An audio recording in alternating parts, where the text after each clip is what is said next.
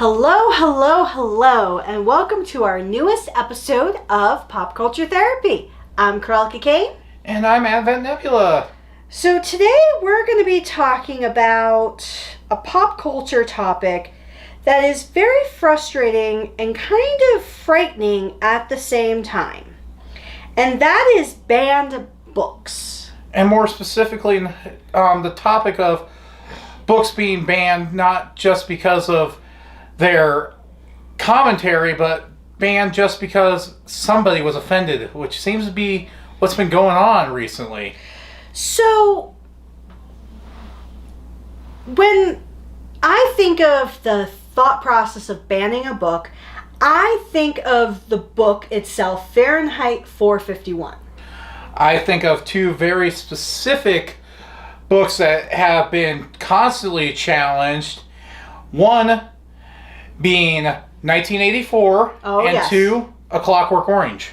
So honestly, compared to the two books that he just referenced, Fahrenheit 451 is actually a book written by Ray Bradbury, condemning censorship, and actually talking about the fact that they constantly burn books, modern works of art, movies. You could even think of V for Vendetta as a great example of this. Fahrenheit 451 was Bradbury's written response to what Nazi Germany was doing to books during World War II. So, banned books have become more prevalent, I would say, now than even when we were a kid. Yeah. So, there were books that schools wouldn't allow you to read.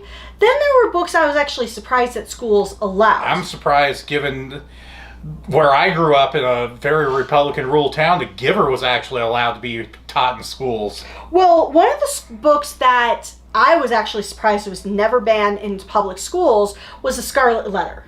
Now, if you don't know what The Scarlet Letter is, it is a book about a woman having a child out of wedlock. And basically, it was also a story about adultery and things like that, because the Scarlet Letter was the letter A. And one of the common books you're hearing get banned in the South from schools is The Handmaid's Tale, because the Southern Baptist community really does not like the book. And gee, I wonder why. So, one book that has been banned most frequently is actually George Orwell's 1984. And that book has been banned because of its commentary on the American culture. Yep. And how politics rules society. And another book that is a British commentary on American politics that's also frequently banned is Brave New World from Aldous Huxley. So, another book that has been banned, that I always find it to be sad when it's been banned, because I read it, is Are You There, God? It's Me, Margaret, by Judy Blume. And Judy Blume actually has a few books on the banned list. And she's a children's author, too. She's a children's author. She doesn't write very, prolific books. All of her books are great, don't get me wrong, but she writes them in a manner to connect to the community. And when the book you think about Are You There, God? The reasoning for that book is to ask the question, do you hear me? Are you understanding where I'm coming from? Because it was a coming-of-age story. Another commonly banned book in schools is The Catcher in the Rye, because it's still believed it creates a killer in a child. And so, another book that has been banned, or a comic book that has been banned, is the series Mouse. Which is very tragic. It's getting banned because it is probably one of the best tellings of what happened in Nazi Germany during the Holocaust. And it's using anthropomorphic creatures to tell the story as to not frighten the kids on the horrors of what was going on. And with the modern era now of people believing the Holocaust didn't exist, which baffles my mind, to have a book written from a Jewish perspective. And from a Jewish author whose grandparents were victims of the Holocaust. And another series that has been banned, not from the entire country, but banned in different areas, is actually Harry Potter. And I've known about Harry Potter being banned in certain states. And it's mostly the southern states. Let's be specific. It's mostly in the South. Because they believe it promotes witchcraft.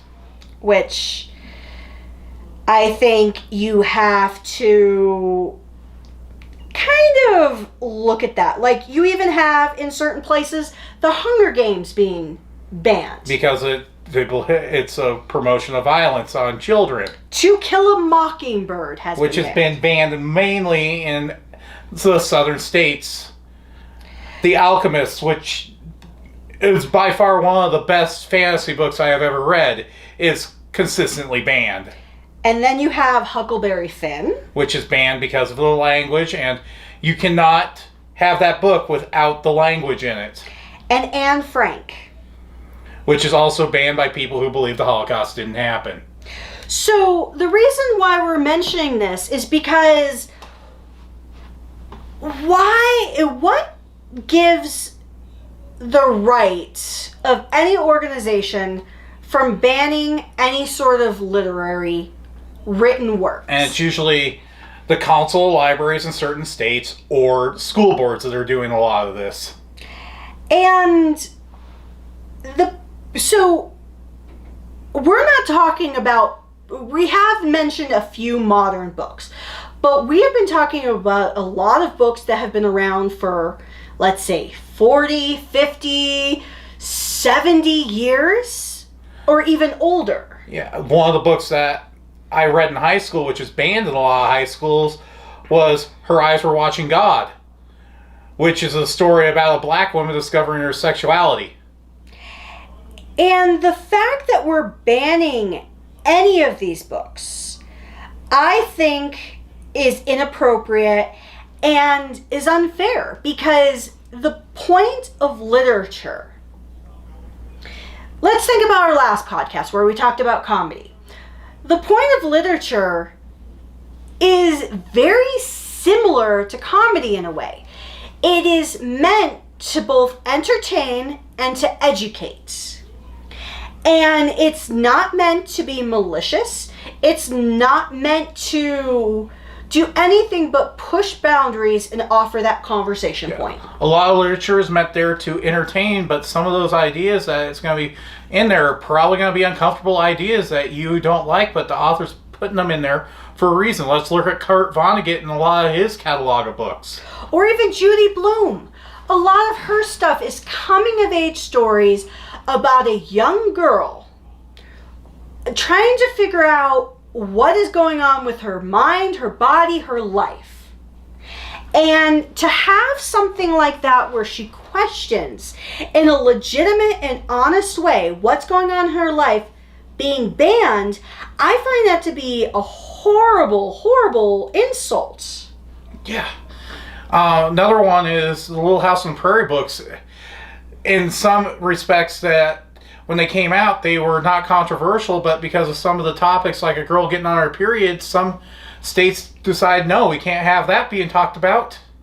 But to have a book like I Know Why the Caged Bird Sings, which is one of my favorite books by Maya Angelou, and to have that be banned when it is talking about racism and the experience of having to live in a culture where you feel like you're being unheard.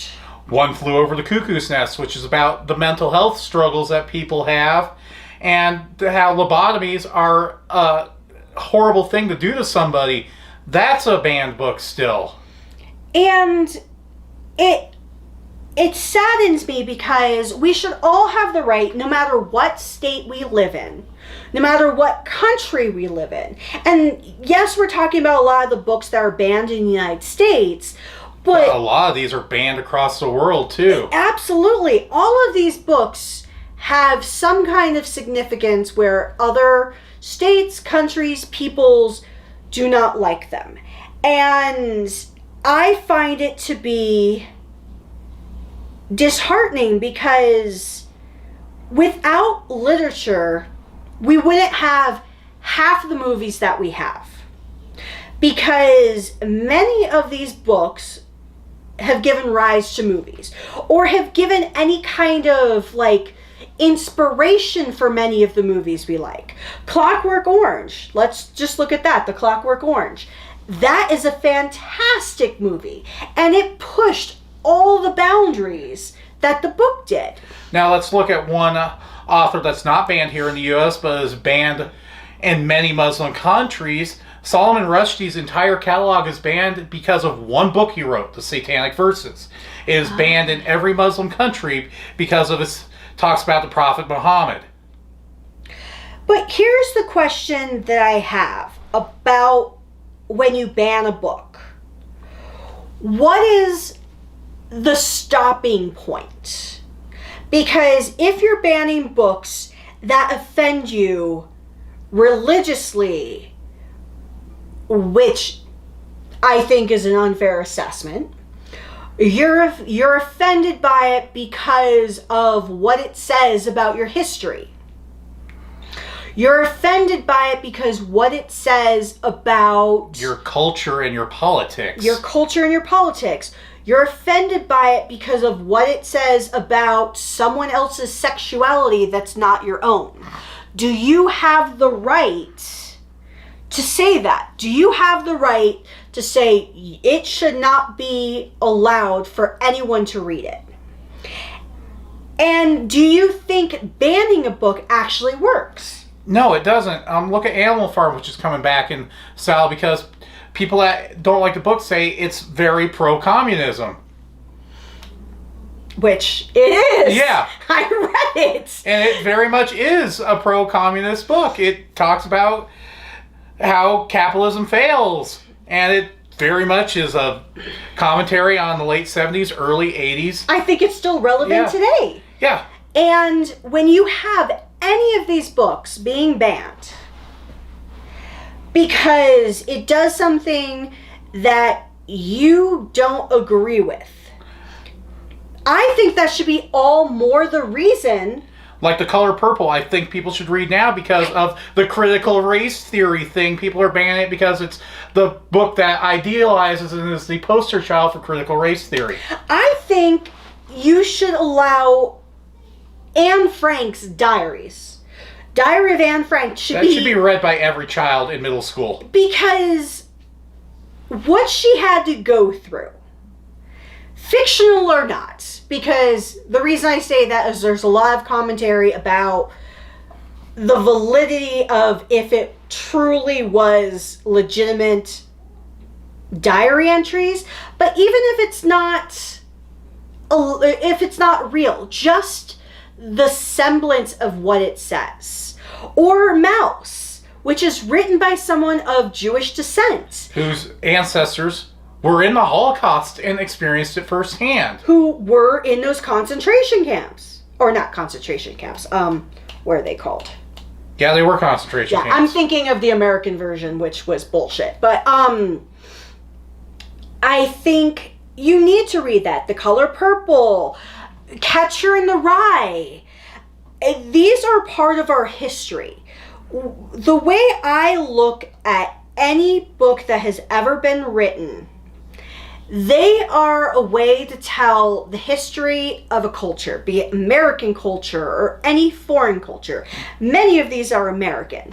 But it's, or British. Or British. But a lot of this tells you what the world was like at that given time. It can be horrible. It can be in your face. It can be the worst thing that you're like, oh my God, people did this. And I think it's important to read. Yeah. Because if you don't know your own history, you cannot speak to change. And in 2021, the most challenged book of 2021 was The Color Purple and then The Bluest Eyes from Toni Morrison.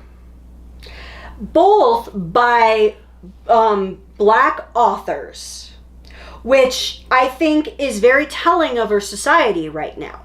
And if everybody gets an opportunity to say what books offends them and what should be banned, I honestly think the Bible should be banned. Yeah, and it's on the list as one of the most commonly brought up banned books across the world. Because in a lot of Muslim societies, you're not allowed to read it because it contradicts the Prophet Muhammad. But in our respect, we're both Wiccan. We don't believe in it, and we have our own thoughts about the Bible. And basically, my thoughts on the Bible, I think it should be banned because it has said, since my birth, I should be automatically going to hell. And if in the Christian religion, I am not even given a chance to go to heaven because of how I came into this world, why should I follow your teachings? And I'm going to hell because I was never baptized. So if we are automatically doomed to hell in your religion, I think it should be a banned book because I don't think it represents It doesn't me appropriately. represent society in the correct respect. But, and then you go look into the Bible and you read further in it, some of these other authors' books have some of the same things in the Bible where incest, rape, pedophilia are all in the Bible. But at the same time, I would be a hypocrite if I said the Bible should be banned because I'm a believer that it is a part of our world zeitgeist. Whatever you may believe about the Bible or about the Quran or about the Torah or about any religious book or any book in general, you as an individual have the complete right to read it, and it is part of your history. And no government, no church, no mosque, no synagogue can tell no school district, nobody can tell you what you can or cannot read.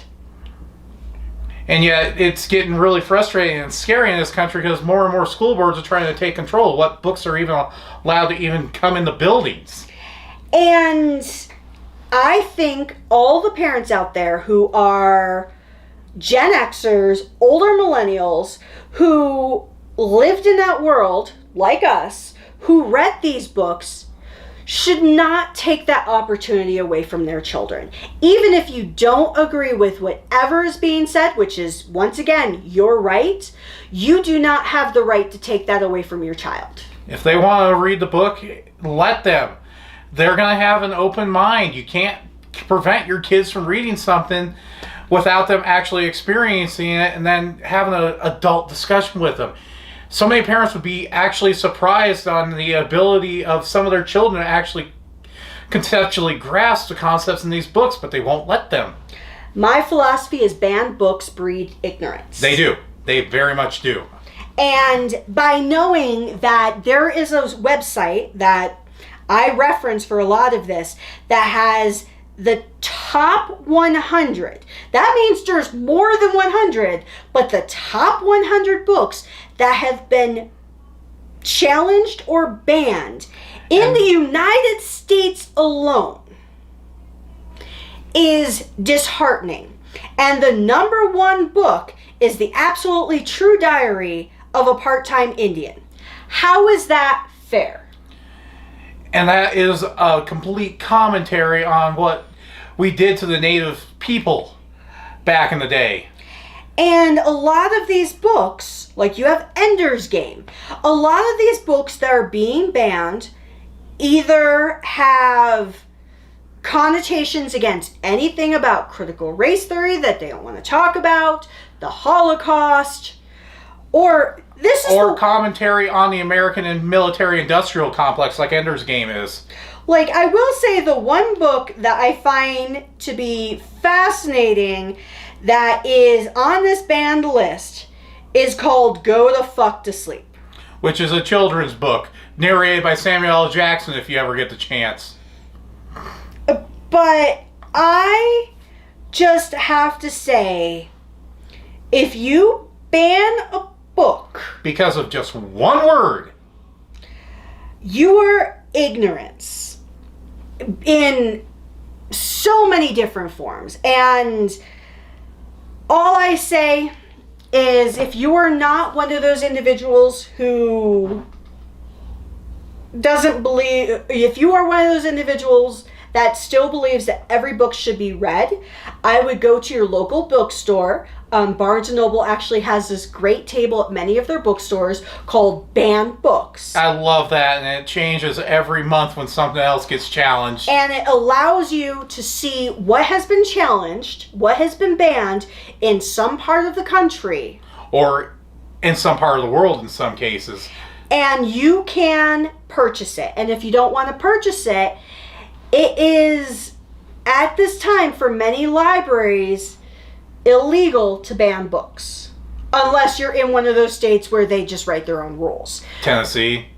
Other than that, support the authors, even if they're long since dead. Just because something is not of this time, and like Mark Twain's Huckleberry Finn, yes, it does talk about racism because of the time it was written, and I've read the book many times, and it's like, okay. Almost all of Twain's works are like that, and he's basically talking through the lens of what somebody would be making a commentary about in that era. But he was not doing it in a racist sense. He was utilizing racism to talk about how wrong it was. And so I think we should have freedom to read whatever book we want, no matter what book it is. And if somebody else doesn't like it, that's their problem, not yours. Yeah, look at all the works of Kurt Vonnegut. I mean, they're all controversial in some way or another. But Kurt Vonnegut has always, still to this day, even though he doesn't write anymore, has had a message in his work that is there to make you think. And a lot of people get offended, especially from Slaughterhouse-Five. And if you're offended by a book that you've read, that you just don't like it and don't appreciate what it's saying, good. Yeah. Because the point of reading something is to see what it means. And if you're offended, it can give you an opportunity to figure out why. And end up making yourself actually question, like, maybe my ideas aren't what I think they should be.